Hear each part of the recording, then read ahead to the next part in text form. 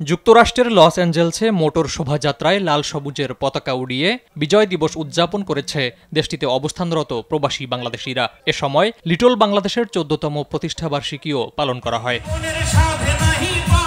আয়োজন করা হয় জমকালো সাংস্কৃতিক অনুষ্ঠানে ছিল লস অ্যাঞ্জেলস ও পার্শ্ববর্তী শহরগুলোতে বসবাসরত বাংলাদেশিদের প্রাণবন্ত উপস্থিতি। অনুষ্ঠান সঞ্চালনা করেন মিঠুন চৌধুরী, সাজিয়া হক মিমি এবং ফারহানা সাইদ। এ সময় বীর মুক্তিযোদ্ধাদের বিশেষ সম্মাননা প্রদান করা হয়। সিটি অব লস অ্যাঞ্জেলসের সরাসরি পৃষ্ঠপোষকতায় এক যুগেরও বেশি সময় ধরে এ আয়োজন করে আসছে বাংলার বিজয় বহর নামে একটি সংস্থা।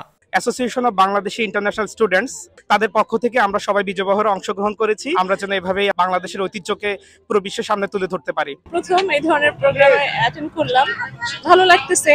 স্বাভাবিক, বিদেশের মাটিতে এত বাঙালি। এবারের বিজয় বহরের শুভ উদ্বোধন করেন লস অ্যাঞ্জেলস সিটির কাউন্সিল উইমেন হেদারহাট।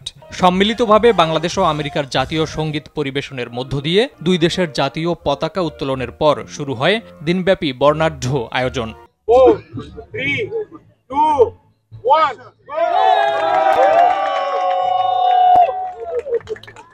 দুপুর ২টায় লিটল বাংলাদেশ এলাকা থেকে যাত্রা করে লাল সবুজের পতাকায় সজ্জিত ২ শতাধিক গাড়ির বহর। এ সময় রাস্তার দুই পাশে দাঁড়িয়ে করতালি দিয়ে গাড়িবহর শোভাযাত্রাকে স্বাগত জানান বিভিন্ন দেশের জনগণ। লিটল বাংলাদেশের বিভিন্ন স্থান ঘুরে গাড়ির বহরের যাত্রা শেষ হয় লিটল বাংলাদেশ চত্বরে।